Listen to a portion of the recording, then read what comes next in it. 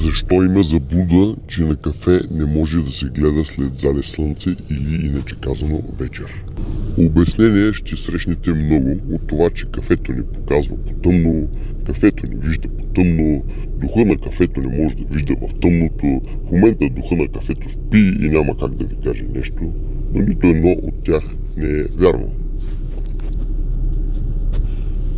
Има и хора, гледащи на кафе, които същото нещо твърдят.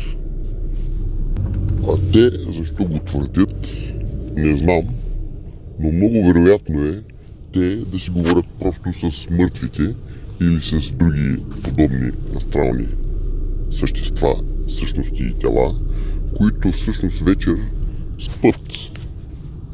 Не знам дали знаете, в астралния свят след 21 часа всички спят.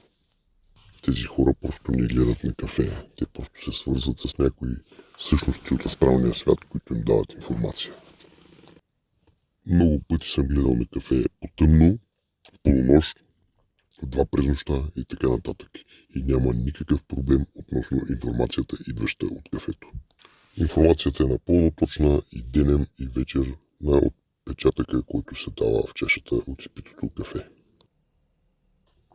Освен, че е изключително точна информацията по гледането на кафе, тя не е свързана с разговори с мъртвите пряко или по някакъв друг начин, нито пък с разговори на каквито и да е други астрални същества.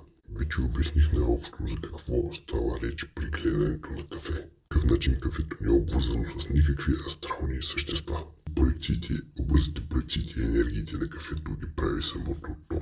Винаги самото то. На кафе е един от най-добрите методи за гадаене.